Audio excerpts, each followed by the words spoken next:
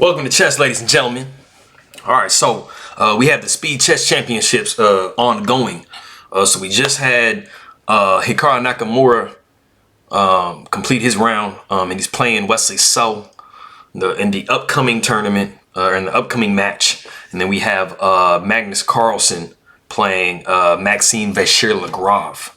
And so the game that I'm going to be showing you guys right now is it is the third to last or fourth to last game of the blitz portion. So, you know, like they start the game off, or they start the match off playing 5 minutes with 1 second increment. And then they go into 3 minutes with a 1 second increment. And then they go to bullet, which is, you know, 1 minute with a 1 second increment. So this is taken from I guess the middle blitz portion. And as always, at the end of the video, if you guys want to hang around, I have chess puzzles. So I'm gonna have the solution to a previous puzzle, and I'll have a brand new puzzle, and I'm gonna start doing that at the very end of each video. For those diehard chess fans that really are super interested in those little chess tactics and stuff, I got a book. I got multiple books, but you know, I have like probably 50,000. Let me fix this camera here. There we go. Probably got about 50,000, 100,000 puzzles, whatever. Anyway, if you guys are ready, I'm ready to go. Let's take a look and see what we have for this game here. Bam. So we have E4. Get this level hooked up here. Bam. Yep. So we have E4, best by test. All right. So we got C5. So we have the Sicilian on the board. All right, so we got knight to f3, by far the heaviest, most common move. Of course, sometimes you can see c3s or knight to c3, but knight to f3 is going to be the most heavily played response to the Sicilian defense. Just making sure that, we defend d4 and e5. All right, so we have a6 and we have c4. And so c4 is actually the Maróczy bind. And it's named after a late 1800s, early 1900s player, Géza Maróczy.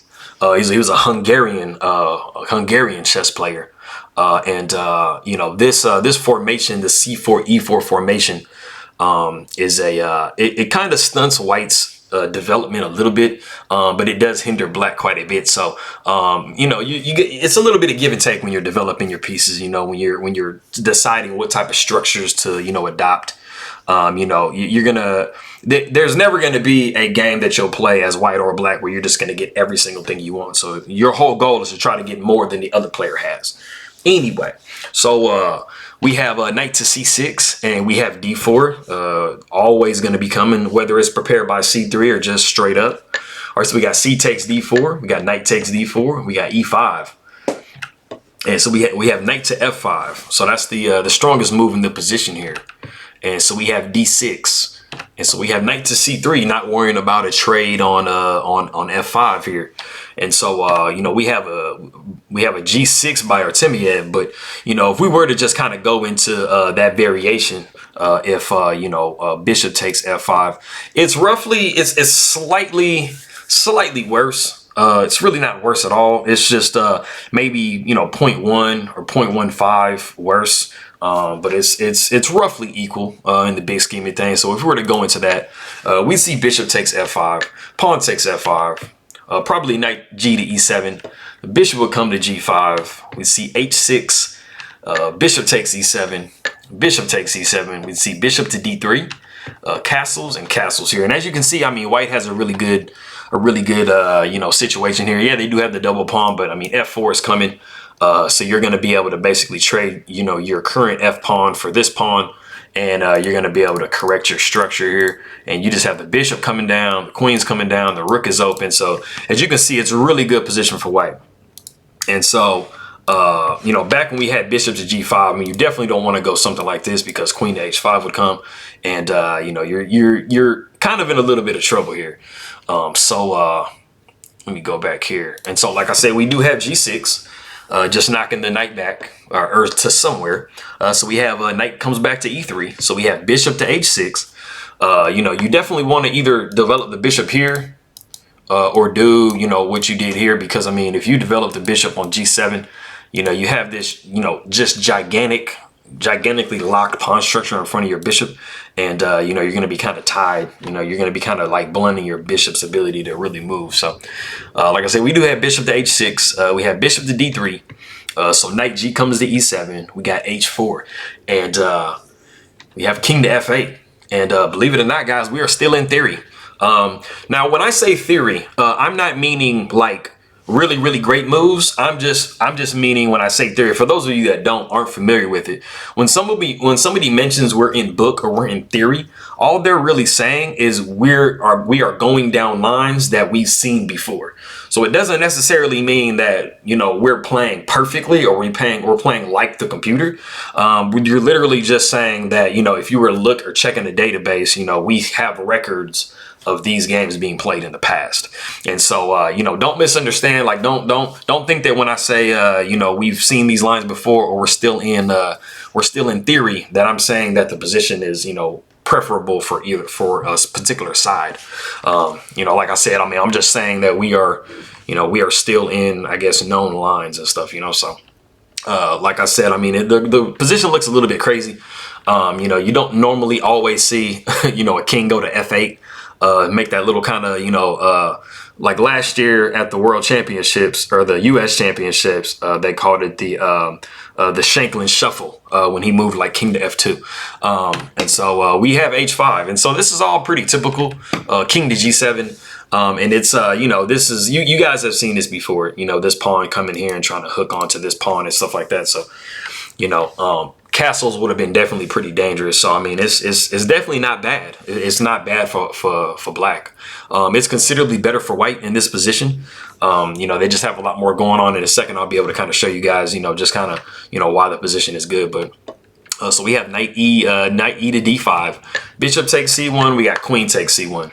You definitely don't want to go, if we got knight e to d5, you definitely don't want to go something passive like knight to g8. Just trying to double protect the bishop and allowing it trade. Bishop takes h6, knight takes h6, because you'll have h takes g6, and h will take g6, and you have queen to d2. And as you can see, you know, all white really needs to do is castle here. You know, they're going to just be, you know, they have all their pieces pretty much trained. They have this open file. So bishop takes c1 was definitely the best possible scenario in this position. So we had queen takes c1. We have h6, trying to close down the position as much as possible. But you have h takes g6, f takes g6, and you have queen to e3. And so we have knight to d4. We have queen side castles. Knight takes d5, e takes d5. And like I said before, you know, when you look at this position, you know, white has really achieved everything that they set out to achieve in this particular position. You know, they have every single one of their pieces developed. They have their rooks connected. This rook is on an open file. This queen has movability in this area of the board.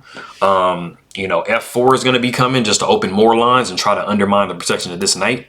And if you look at black situation, they are considerably behind.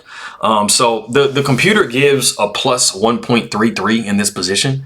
But like I said, I mean, you can visually look at this situation and just see that it's bad for black. You know, this rook is kind of, you know, just like lightly defended here. The queen hasn't really moved. This bishop is more or less dead. This rook has not been used. You know, there isn't, anytime you have like an opposite side castling, or you have pretty much kings on the opposite sides of the board, you're going to want to attack with pawns. And so as you can see, none of these pawns have really been moved in towards attacking the king.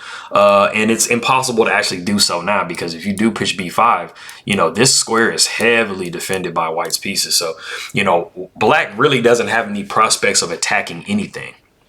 And so we have bishop to f5, trying to, you know, contest, you know, this strong bishop on d3 as much as possible. And so we have f4, like I said before, coming. So bishop takes d3. And so with f takes e5, we're undermining the protection of this knight. So this knight is now on pre. And so we save it with knight to f5. Queen takes d3.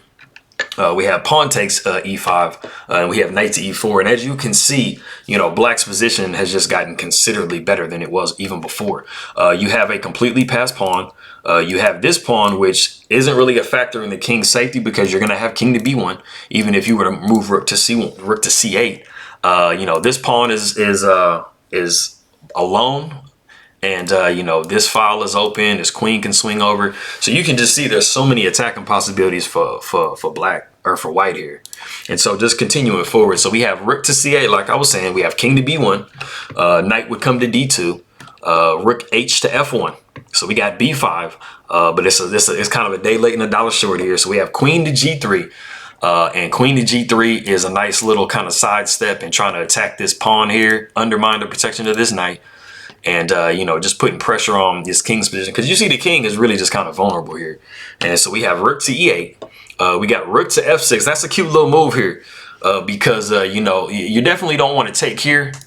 And, you know, do these trades. Rook comes here. And, you know, it's just there's just so much attacking going on here. And it definitely wouldn't be an even trade. And so we have g5 trying to block as much as we can. And so we have queen to h3. Just continuing to just put more and more pressure on these this weak point here. All right, so we have rook to h8. We have rook d to f1. We have rook down to c7. So we have d6. You know, like I said before, exploiting the fact that, you know, this pawn is heavily defended and you don't want to try to go into any trades with the queen. And so we have queen to a8, queen to g4, and we have rook to a7, and we have knight takes g5. And it is at this point in the game that Artemiev actually resigns the game. And I'll show you two different variations as to pretty much why he resigned. But I mean, I think for a lot of you out there that play chess at all, you can kind of see why this is a resigned position. I mean, the king is like really stalemated. You know, you really don't want to take the pawn here. You know, the queen's going to come in and it's just lights out. So, you know, we might have a so the only two possible, you know, variations that just kind of hold off checkmate for as long as possible is going to be queen to e8. But then you'd have knight back down to f3 with check. You'd have king h7 over, only move. And then the rook would take on h6. King would take on h6. We have rook to h1 and queen to h5 blocking, only move. And the rook will come in and deliver checkmate. The only other alternative, and these are literally the only way you can really hold off checkmate for as long as possible. These are both are mating fours. And so another one, you'd have rook to come to g8. You'd have knight to e6, discover check. You'd have king to h8. And so you'd have rook takes h6, rook coming back over to h7 to block. Rook would take h7 with check, king would take h7, and then you'd have rook to h1 checkmate. And that is all she wrote. Like I said, it was 30 moves. It was pretty straightforward. I mean, you know, Carlsen held the advantage for the entire game. And so going to these chess puzzles for you guys.